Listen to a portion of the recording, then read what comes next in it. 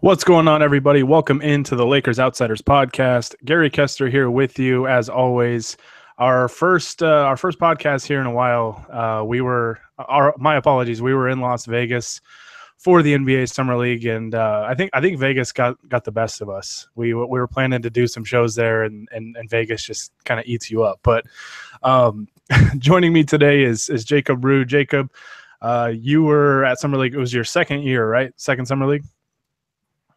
Yes, and it was somehow much crazier. I don't think I ever would have dreamed of having to arrive early for Summer League so that I can get in because it was sold out. And, I mean, there were people waiting in 110-degree heat to get into a Summer League game, so it was madness.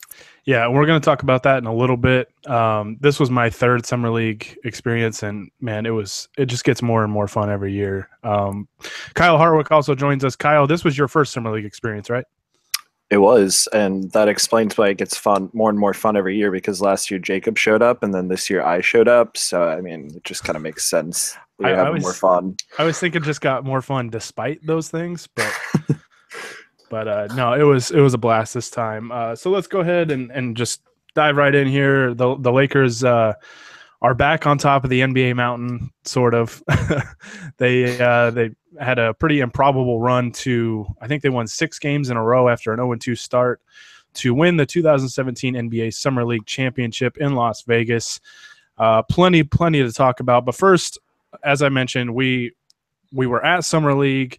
And we're just going to, for those of you that didn't go or haven't gone, I highly recommend it. Next year, it's probably not going to be as crazy because they won't have a high draft pick and you know, you won't have Lonzo Ball and the buzz around LeVar Ball and all that kind of stuff. But I highly recommend you go. It's a great event just for basketball fans in general. It's just a great event. But Kyle, so I'll throw it to you first, since this was your first experience with Summer League. I mean, what was it like? What was it like for you? I mean, as a basketball fan, as a Laker fan, I mean, what stood out to you? So it was like Jacob mentioned, we had to get there super early on the first day to even get in and get a decent spot in the Thomas and Mack Center.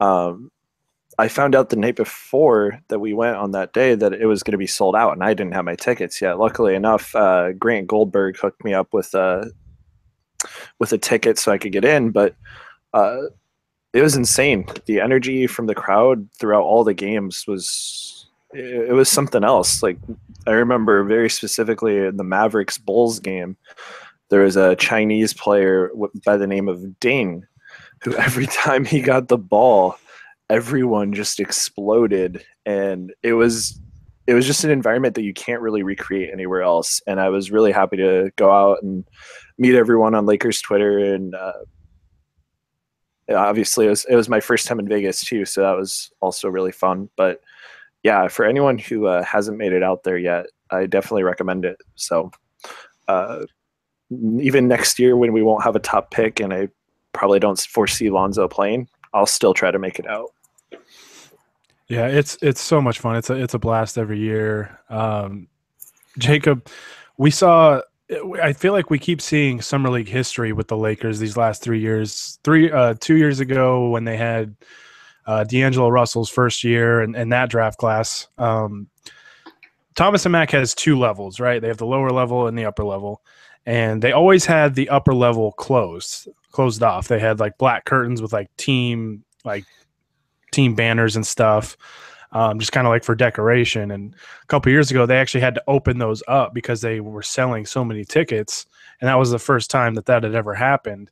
And this year, they actually sold out a day. Like, they had to stop selling tickets for a general admission event that goes all day long because there were so many Laker fans there. Jacob, I guess just talk about that and what that was like, and just the energy in the building. It's an atmosphere unlike any other kind of NBA event, NBA game you're going to go to. The fans there, I don't even know how to describe it. They're almost like a different breed of fans. I mean, if you're going to watch Summer League basketball, like, you care about basketball. So it's just, I mean, it's a great time to fans will just start cheering for random players or whatnot, and it's stuff like that. And then this year, I mean, like you said, it's sold out. The second level is full. Like the buzz for the Lakers Celtics game that Saturday was just insane, and it's just so much fun to go to. Like you said, I highly recommend if you have the chance to go to Summer League, even if it's just for that first weekend. Those games are so much fun. I saw somebody kind of describe it as like basketball Comic-Con, basically. Like people like all the kind of the bloggers and whatnot will come and meet up in just this big arena and just kind of watch a sport that they love, and it's just so much fun to be there. And I mean, you'll sit there and watch games for teams that you don't even follow, and it's just fun to watch basketball all day.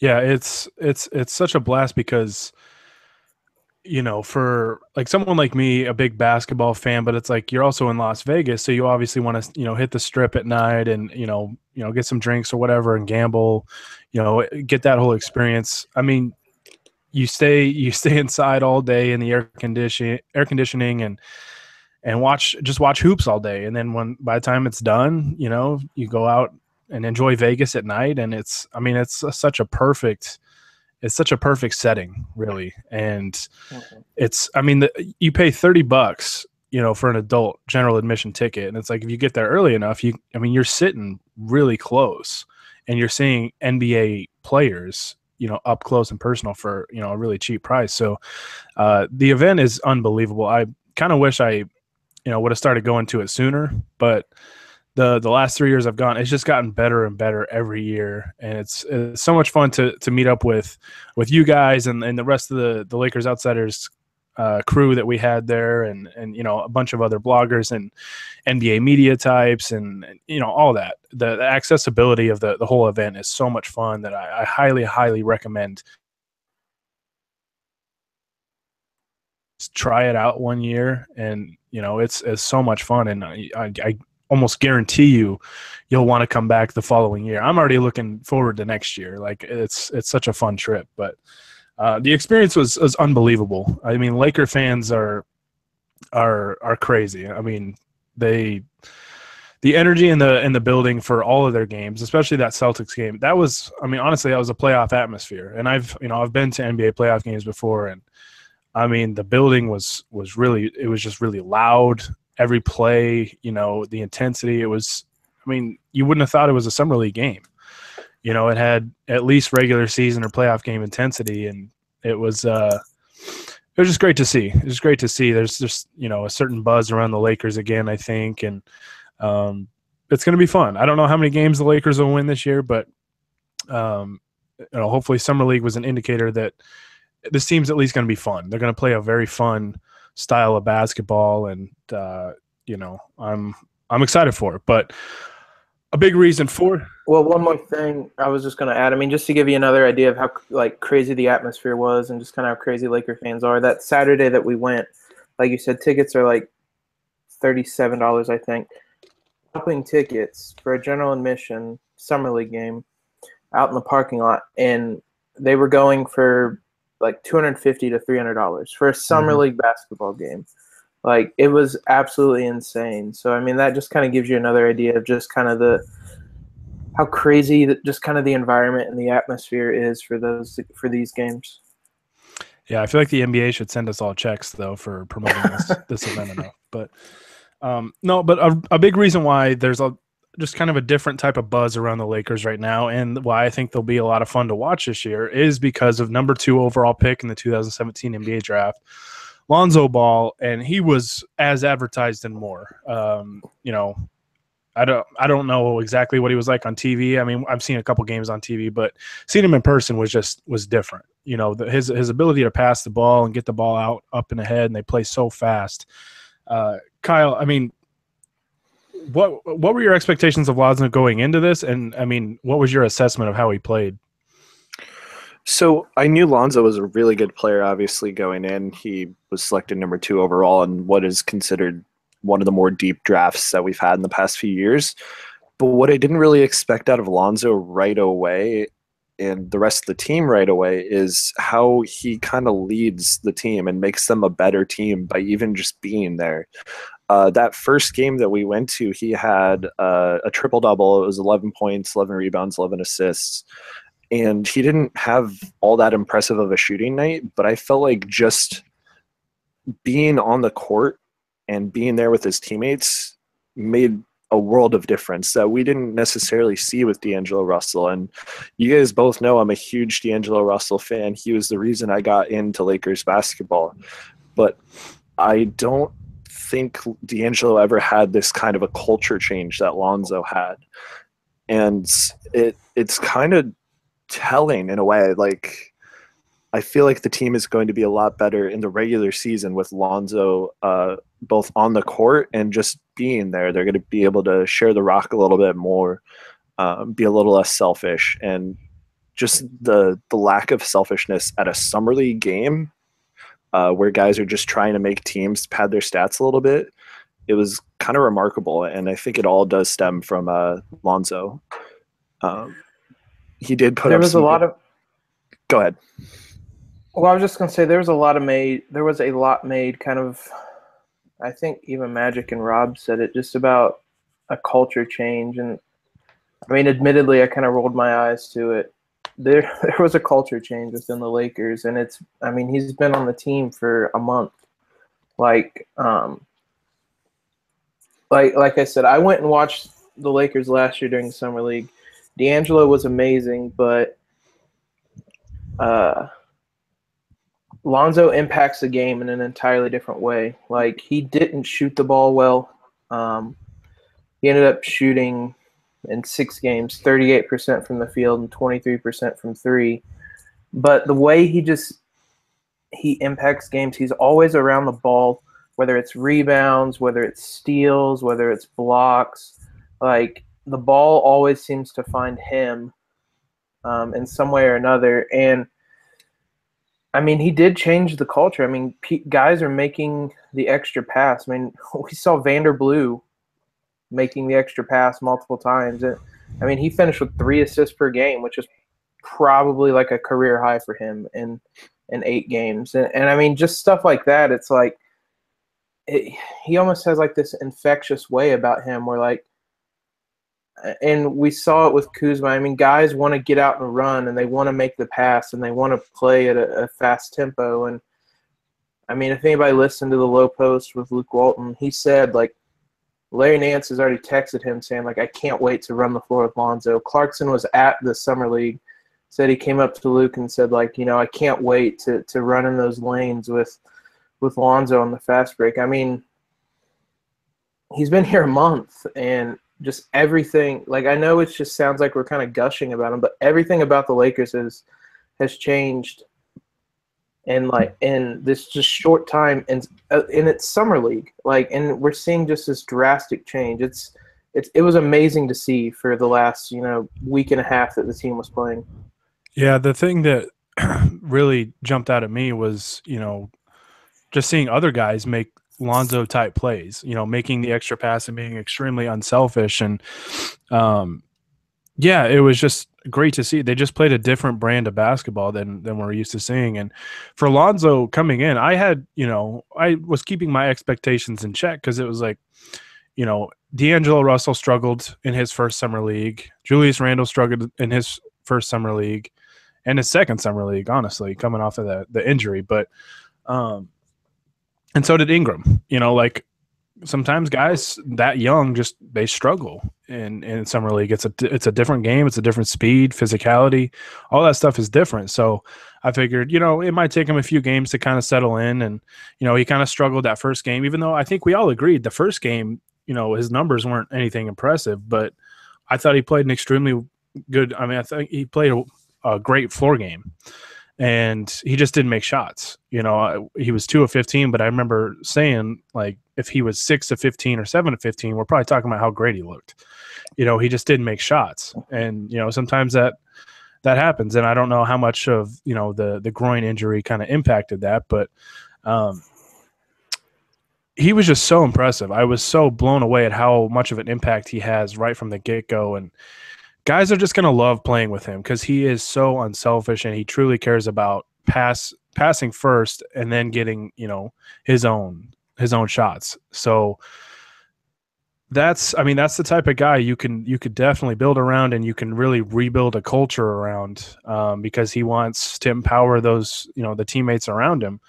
And, what was great to see was like guys were still playing well even when he wasn't playing, because he missed a couple games due to injury. And, guys like Kuzma still played extremely well, and Matt Thomas, and, a number of guys, played. Alex Caruso, the point god, Alex Caruso. But no, you could just see his mindset and his mentality and just the way he plays kind of it just imprinted on this summer league squad. And I'm hoping that's something that happens with, the team that we see in the regular season. And I'm hoping, obviously he's going to go up against better talent. He's going to go up against the Russell Westbrooks and the Steph Currys and all those guys, in the NBA. But at the same time, he's also going to have better teammates. He's going to have Brooke Lopez and Julius Randle and Brandon Ingram for more than one game, I hope, knock on wood. But and then Kentavious Caldwell-Pope and Larry Nance and, all these guys. Like, he's just going to have better teammates around him. And I just blown away with his impact from the start. And it was nice to see, a little bit of his scoring ability. That game that he dropped 36 points, he was super aggressive going to the rim, even though the jumper wasn't really working. Because that was kind of one of my concerns with Lonzo, is like, I feel like elite guards in today's NBA, have to be able to score. Even though, he's a pass first player, you still want that ability to score at a pretty high or a pretty efficient clip. And he really showed that in that game. And he still threw out, I think he still had 11 assists in that game and 8 boards, or vice versa. But just super, super impressed with Lonzo Ball. I tried to keep my expectations in check, because young players tend to struggle early on, and he was more than advertised. Just like I said, very, very impressed with Lonzo Ball. And I'm excited to see him with the actual Lakers. And if he can have that type of impact on just the way they play, I mean, that's going to make Luke Walton's job a lot easier. And they're going to play really, really fast.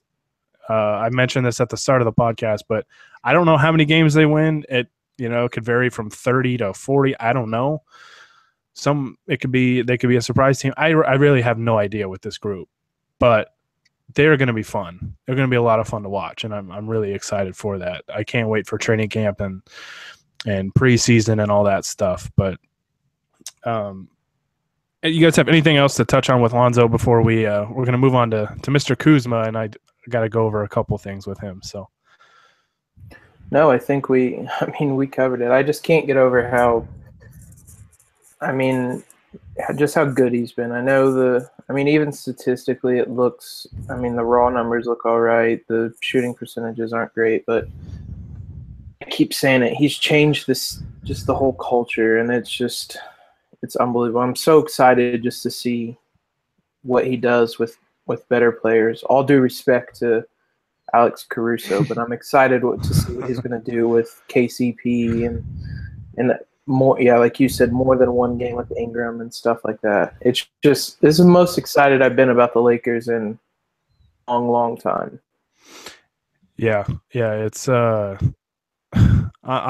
ready, man. I'm ready to just move forward to training camp and preseason and see what he does. Obviously, Lonzo has to get better defensively, but we've talked about this, extensively on this podcast, that people have got to really lower their expectations defensively for young players. Like the vast majority of young players aren't good defensively. Like, it takes years to figure that out.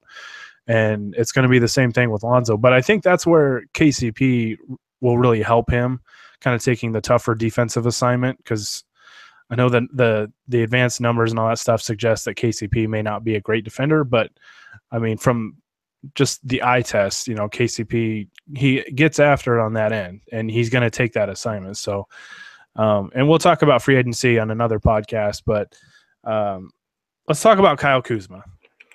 Kuzma looks like the steal of the draft at this point.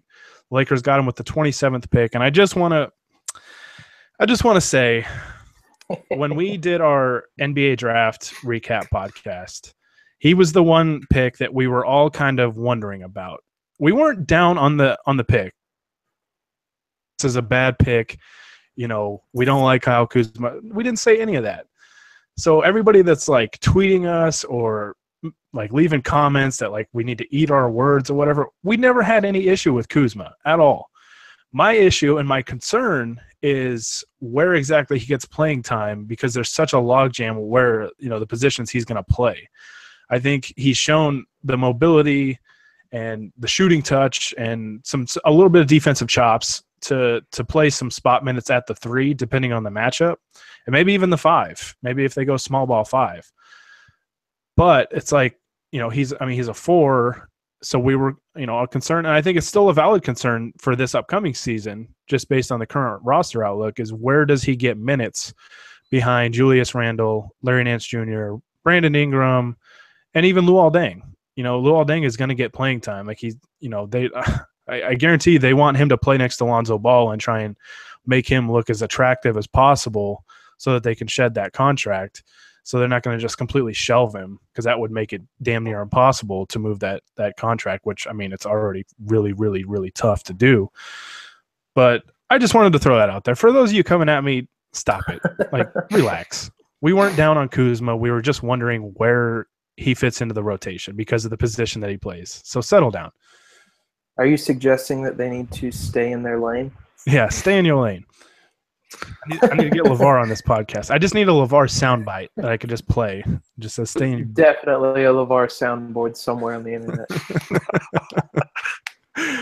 All right. Well, now that that's out of the way, let's talk about how awesome Kyle Kuzma was. I'll throw it to another Kyle. Kyle Kuzma better, but Kyle Hartwick. How surprised were you with Kuzma's play? I think we were all just blown away at how effective he was right from the start. He was really, really good. I've never been more proud to be a member of Kyle Nation after seeing his play.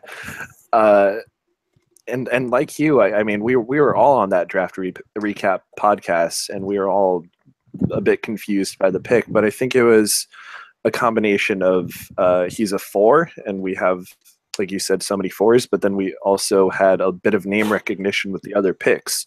Like, we obviously assumed the Lakers were going to take Lonzo at 2. Then Kuzma kind of surprised us, because I'm pretty sure none of us really watched him play last season. Then we saw Josh Hart, who Gary is well aware of his existence. Sorry, Gary. Doesn't hurt anymore, Kyle. It doesn't hurt anymore. Carolina went back and won it all, so it doesn't hurt me. You can't hurt me. But and then we also were aware of Thomas Bryant, or at least one of us was. Obviously me, not Jacob. But yeah, I think it was just a bit of like lack of recognition on that part. And then we started watching his game a little bit more. We're like, okay, I can see why the Lakers picked him, but it still didn't explain away how he was going to fit into the system. And then we actually watched him, and I'm really high on him now. I think he could be like our small ball 5. He could be like our Draymond Green light. Like, he does a little bit of everything on both ends.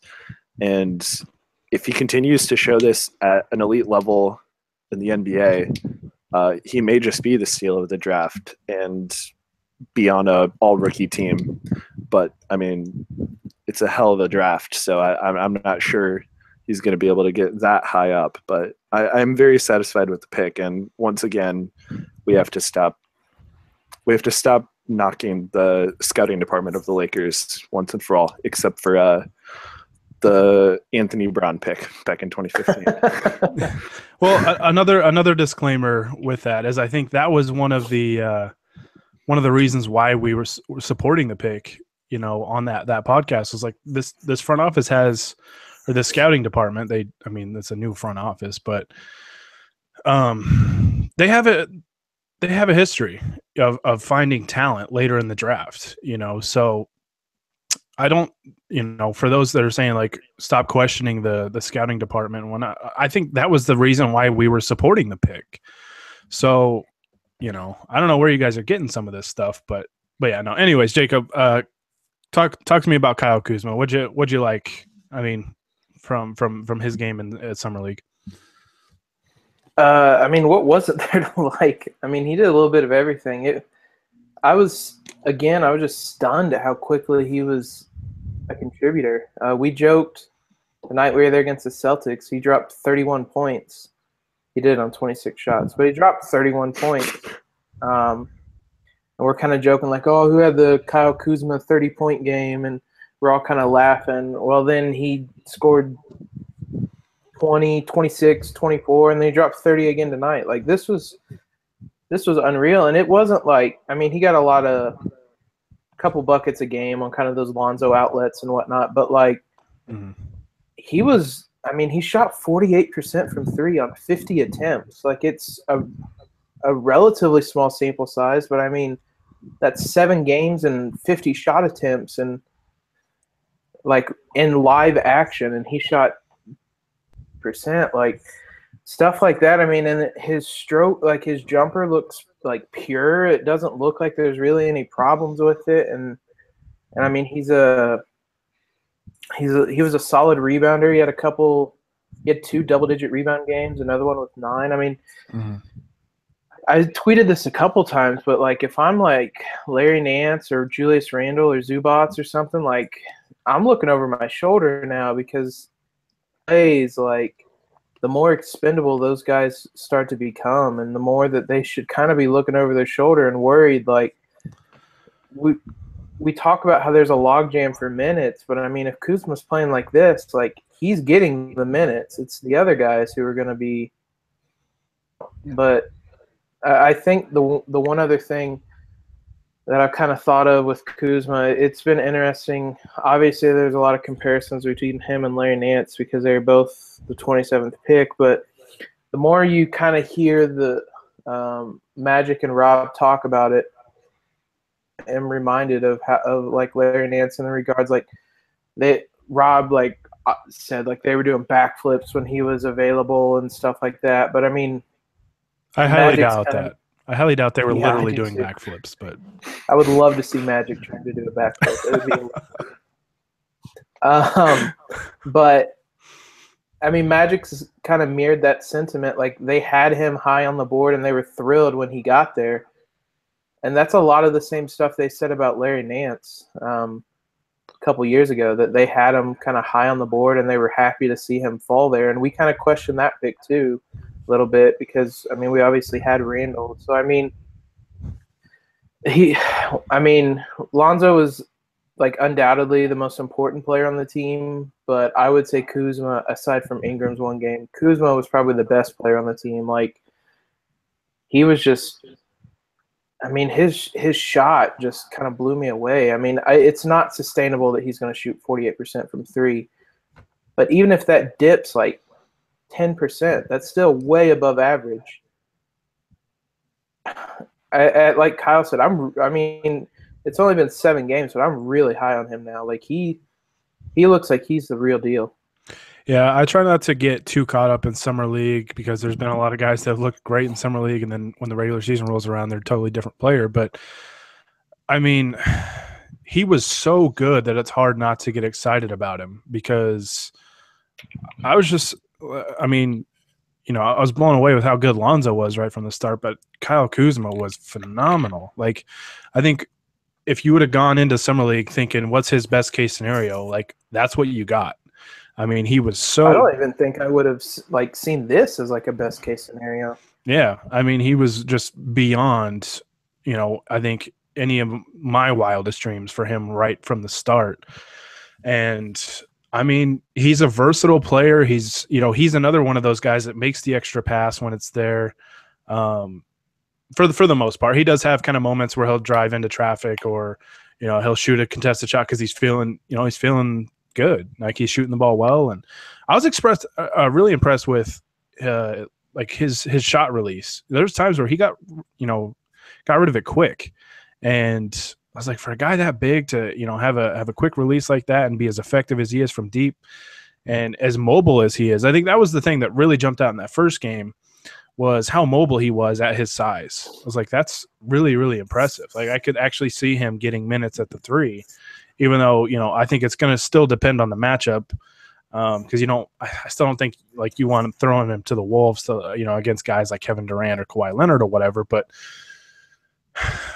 I mean, you got to get him on the court at some, in some capacity. At least, you got to get him some meaningful minutes, and you don't want to just give him like garbage time minutes here and there. But yeah, I mean, he looks like a player. He really looks like a player, and we'll have to see how it translates to preseason and the regular season and all that. But he looks really, really good, and just another kind of diamond in the rough that I think the front office has found later in the draft. And I mean, he presents kind of an interesting dilemma for the Lakers with Julius Randle being in a contract year and Larry Nance Jr. kind of just being what he is. I mean, I think we all like Larry Nance Jr., but I'm kind of wondering a little bit about him because I don't think we saw a huge leap from him last year. And it kind of worries me a little bit that it's kind of like what we saw with Clarkson, where it was like, oh, he was surprisingly good as a rookie, as a later pick in the draft. And you kind of build up these expectations and then just realize, oh, he's kind of capped out about where he is. Which it'll be interesting to see how those guys play alongside Lonzo Ball and Brook Lopez and some of these new additions. But it's a big year. I mean, I think Kuzma's definitely he's at this point in time he looks like a definite long-term piece at that position, whether it's a backup. I mean, I guess the current outlook looks like a backup, but if he keeps getting better and better, he might be a starter at the 4. I don't know when that would happen, especially if Randall makes a leap. I mean, he's in just outstanding shape, and it's a contract year, and it's a make or break year for Randall.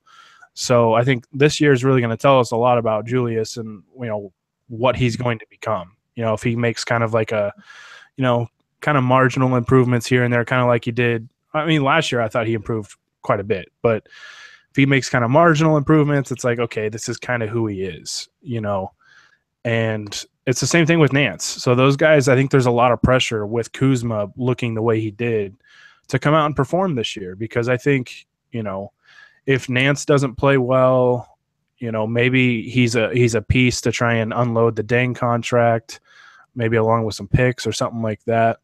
And if Randall doesn't play well, I mean, he's a restricted free agent. And if the Lakers, are able to land 2 max guys, his $12 million cap hold, the Lakers might renounce that just to clear up space that they need and cut ties. So the power forward position is going to be very interesting to watch this year because there's a lot of layers there, and we'll see how they perform. But yeah, I mean, competition's good though. I really like, and that's the thing is I always hate that we as fans kind of have this mindset that we have to choose one or the other. And I think that was the thing with Nance and Randall last year was, oh, it's got to be one or the other. You can't do both. And it's like, no, depth is a good thing. Like having multiple good players at a certain position or guys that can play multiple positions, because the Lakers are going to play a lot of small ball. It's a good thing. And I think that's where Kuzma is going to get some minutes this year, is just kind of, with maybe some of those more unconventional lineups. Or if Randall and Nance aren't shooting the ball well from deep, they're going to throw Kuzma out there, and because they've put an emphasis on guys that can space the floor, and he certainly did that in summer league. And I think he said going in that he preferred the NBA 3-point line to the college line, and people were like, "Oh, why is that?" But I mean, he showed why. Like I think he hit 34 threes. Somebody pointed this out tonight. I think he hit 34 threes in summer league, and he hit like 27 all of last season at Utah. So, I mean, that's pretty telling it, how much he enjoyed, I think, obviously Lonzo and just kind of the team's offense, the up-tempo kind of free-flowing style, and just the spacing. The spacing in the NBA is a lot different. There's just more room to work. But it's worth noting, too, that, I mean, Pelinka, whether we think it whether we think it's the case or not, I mean, Palinka has said that they see him as a small forward or being able to play small forward. Um, I'm I'm not sure about it, but I mean, if the Lakers are really kind of embracing this positionless basketball, which it seems that they are, I mean, why not? Great this year, regardless. Throw him out there, give him some minutes, play him. I mean, play him with, if he's shooting this well, you can play him with Nance and Randall. Like, you can play all three of them together. Like, I don't know. It'll be interesting. I think Anthony said this last year when there was a big debate over Nance or Randall. I mean, it's fine having two really good players. That's what he said last year. This year, I mean, it's fine having three really good players that play the same position. Like you said, we don't have to pick. Like they're all good. They're all going to be fun. Your Randall is going to be insane just based off the pictures of his body so far and just kind of what physical shape he's in. But I mean, Kuzma was unreal, and I thought, I probably said it at the pod, I thought he was someone that was probably going to split time between the G League and the NBA. He's staying in the NBA, barring some just massive slump. Like, he's getting NBA minutes now. And you can tell how much confidence he has, right, Kyle? I mean, it was pretty amazing to see this. I mean, this rookie have just so much confidence. It was kind of unreal. Like, I know he was probably the guy at Utah, but I didn't really expect like the amount of confidence he was bringing into what is essentially an NBA environment. Even though it might be NBA light, it's still, you're still playing up against some guys who are actual NBA talent players. So for him to bring in that confidence, especially in the Celtics game versus Jason Tatum, they were matched up most of the game, and I felt like they were going blow for blow with each other. So it's going to be interesting to see if that translates into actual NBA games, and it'll be something to monitor as the season goes on. But I feel like in whatever minutes he gets next year, he is going to be a pretty good threat for the Lakers in the post and even behind the three. Like you guys said, he averaged 48% in Summer League this year, which is insane. It's a pretty good sample size. It's not the biggest sample size, but it's clear to me he can shoot the ball from three. So, yeah, I do really like his confidence, and it'll be interesting to monitor going forward, especially playing with guys around him who are a little bit more talented than Caruso and Matt Thomas and Travis Ware and stuff like that. But yeah, I am looking forward to watching him throughout the entire year and seeing how he blossoms as a player. I mean, we were last year we were excited for Randall and Nance just taking threes.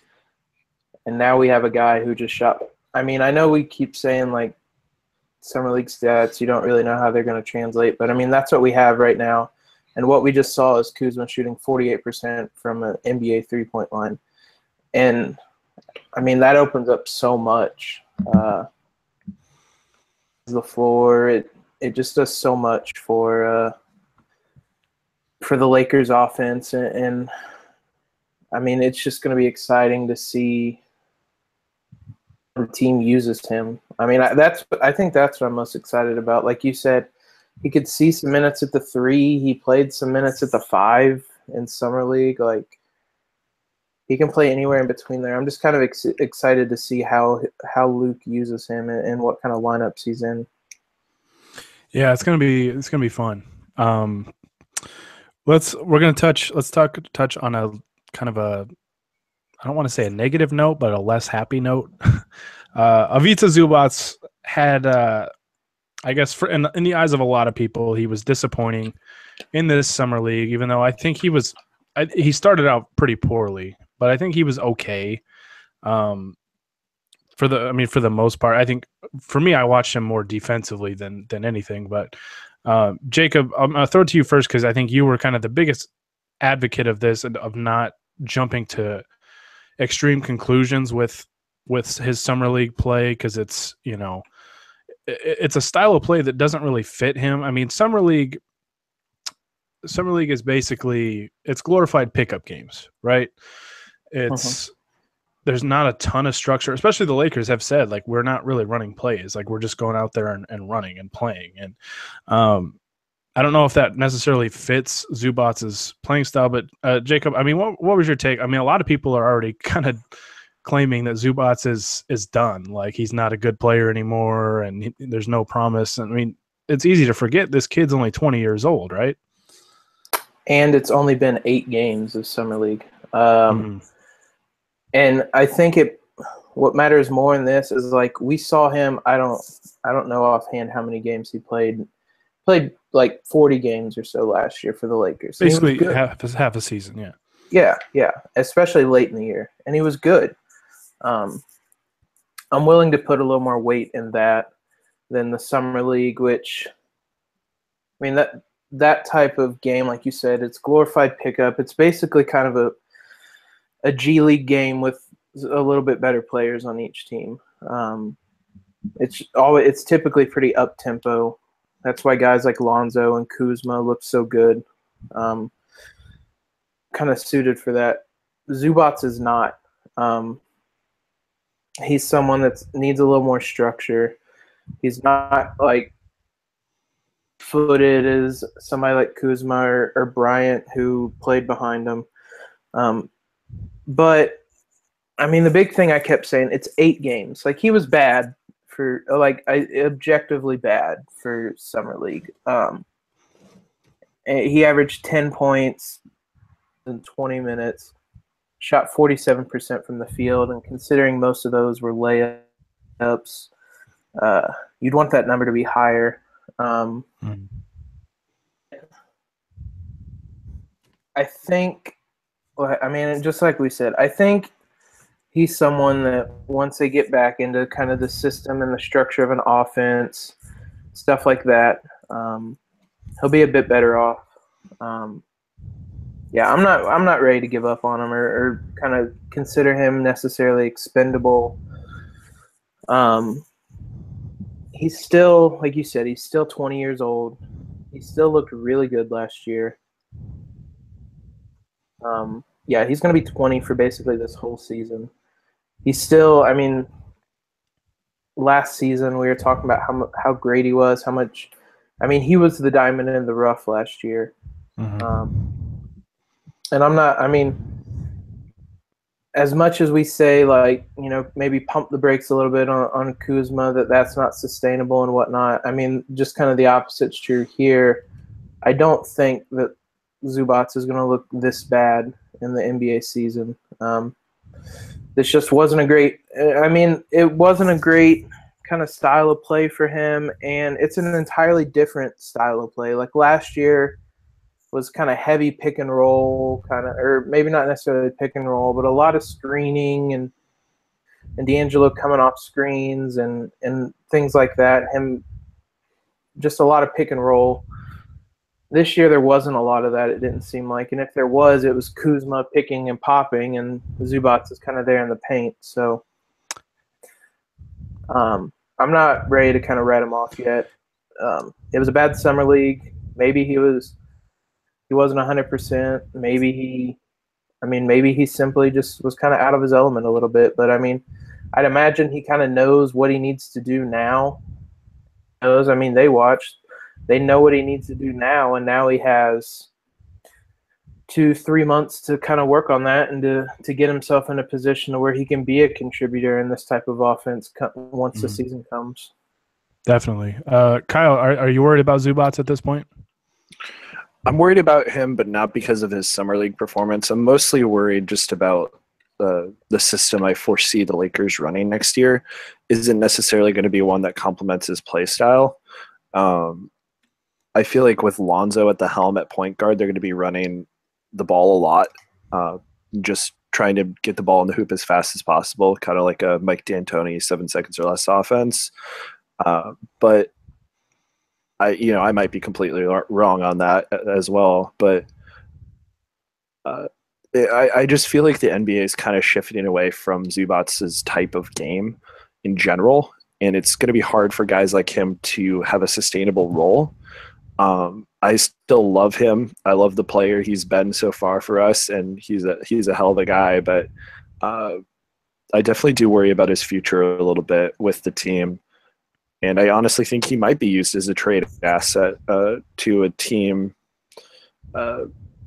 later on to maybe shed the Luol Deng contract if a team wants to take a shot with him and still believes that he's going to be an integral part of the NBA system going forward.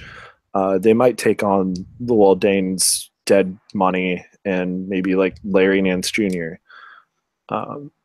But I don't know. It's going to be complicated going forward. I don't think we should overreact to the summer league performance he displayed, but there is a little bit of worry there for me. Yeah, I think there were some things that were concerning. I think the game seemed really fast to him. And I mean, the Lakers played really fast. Like their pace, I don't know the numbers. I'd have to really dive into that, but their pace was absurd. They ran such a fast pace. And I mean, some of the point totals they were putting up in summer league games, I mean, they dropped 115 points on Brooklyn. Sorry, Kyle, but 115 points on Brooklyn. And this is a 40-minute game. Like a regular NBA game has 8 more minutes. So I was like, I joked about it on Twitter, I think yesterday or the other day, whatever. But it's like when them and the Rockets play, I mean, it's going to be like playing 2K with 12-minute quarters. Like you're going to have just some ridiculous point totals. And I mean, the Lakers are going to try and play that fast this year. And that's why it's going to be fun. But I mean, all right. So with Zubats, his play was a bit concerning, but I'm also a big believer in kind of what you were talking about, Jacob, and what you've talked about during this whole thing. 8 games should not outweigh half a season's worth of productivity. He was just so good last year. I think he was beyond our wildest expectations. And I thought, this is a guy that could be really good, but it's going to take him a few years to really find his way in the NBA. And he was really good last year. And, I mean, I think he was better when I think the last couple games, because I think he was asked about his finishing, and he said, I need to try and just dunk the ball every time. And he started to do that more. And I think that's honestly, that was my assessment throughout the whole thing, was that like, he's just really timid when he's trying to finish these plays. It was kind of, something we saw a little bit with Pau Gasol. That was really like one of the only frustrating things about Pau Gasol's game, was that, there's times it's like, dude, just dunk it. Like you don't need to try and lay the ball in and, finish real soft. I mean, just go up strong. And I think once he started to do that, he was much better. But, I think I'd have to really look at the film, but just from watching in person in the 3 games that we saw, or that I saw, he was pretty good defensively. I was actually really impressed because I was really watching him on that end, and really kind of the ground he was covering and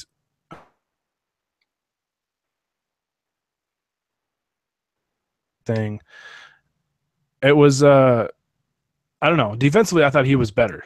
But I don't know. I'd have to really break down the film, but just kind of the raw eye test in person, I was impressed with Zubats defensively and kind of his positioning in certain areas. And he's always going to struggle with like the quicker guards and pick and roll play, or the mobile big guys that can step out and space the floor. He's just going to struggle with those guys. He just doesn't have the foot speed to keep up with them. But I think he'll be okay. If not, he was a 2nd-round pick. If it doesn't work out, it doesn't work out.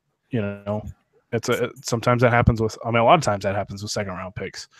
So I'm a bit concerned. There's no question that I'm wondering, can he keep up with this new faster style of play that they're going to have with Lonzo running point. And we'll see. But I'm a bit concerned. But overall, I think it's too early to really jump to any conclusions with a 20-year-old that's entering his 2nd season, and it's really going to be his first full season, playing in the NBA, because he spent half the year in the D League or G League, whatever, last year. So, yeah, I think we all agree on that. Like, let's pump the brakes a little bit, both on the good and the bad. These guys are young. there's going to be it's going to be a mixed bag. So I think that's the main thing to remember with this whole thing. It's exciting and it's awesome to see the Lakers make this summer league run, especially with all the injuries that they had. I kind of wonder how much they would have dominated had Ingram and Josh Hart and Lonzo Ball, all those guys have been healthy, and playing all these games, but they overcame it. They overcame that, and it was really, really impressive. It was really fun to watch, and it's got me excited. It's got me really, really excited. But yeah. Imagine those hit-ahead passes to Ingram as he goes flying down the wing to go in, or basically the passes that Kuzma were getting. Imagine if those are Ingram. That type of stuff is what has me most excited for the season. Ingram and Nance. I feel like Nance could catch so many lobs from Lonzo. Oh my, yes. I'm excited for that. But we're gonna be Lob City now. Yeah. Nobody cares about the Clippers anyways, but that's what I'm curious to see is if the Lakers get an actual summer league banner, will the Clippers try and cover this one up? Sam Decker selfie over top of it. To be determined. They'll just try and put Austin Rivers posters everywhere. But no, anything you guys want to touch on before we sign off?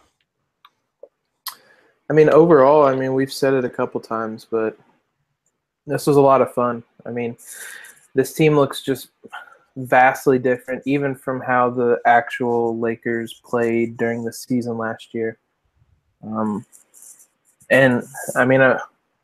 I know it sounds like we're just kind of gushing about Lonzo after we said pump the brakes and everyone else, but he's just changed how the Lakers have played. I really think he's going to do wonders for guys like Clarkson or Randall, guys who have kind of seen their stock maybe drop or plateau a little bit. We saw how good he made Vanderblue look, and Clarkson's a better version of that. And Randall is just kind of the perfect guy to play off of him. Somebody can grab and go just as well as Lonzo can. So I texted a friend the other day. This might be last week might be the most fun I had watching the Lakers since Kobe's Achilles injury. This was just a ton of fun to watch this team play this style of basketball. Yeah, they'll never replicate Showtime, but it's gonna be an exciting, really, really exciting brand of basketball, I think, and I'm pumped. I'm ready for it. It's gonna be fun. It's gonna be fun. Even though, like I said, I have no idea what their record's gonna be. I definitely would not have put money on them in Vegas because I just have no idea. And if I'm the type of person that as soon as I put money down, something bad would happen. So, can you bet on the Celtics? That's what I was thinking. I was like, I should just start betting when I'm in Vegas. Bet on all the teams that I hate. It was if they win, I get money, and if not, I'm happy. So. But yeah, no, this summer league was a blast, both going there and then seeing their improbable tournament run with all the injuries that they had. It was a lot of fun, and I'm really excited. But thank you guys for joining me. I know it's late over there, but this was fun. I'm glad we're back on the podcast. We don't have Vegas consuming us anymore until next summer, but we've got a few ideas coming for the podcast. We're going to obviously talk some free agency, and I do want to talk. I feel like we need to spend an entire podcast on discussing the power forward position and that whole dilemma with the three players and all that, because I think we could spend a lot of time talking about that. But if you like the podcast, you can subscribe to us on YouTube, just Lakers Outsiders. You can also subscribe to us on iTunes, and if you really like the podcast, please leave us a review on iTunes.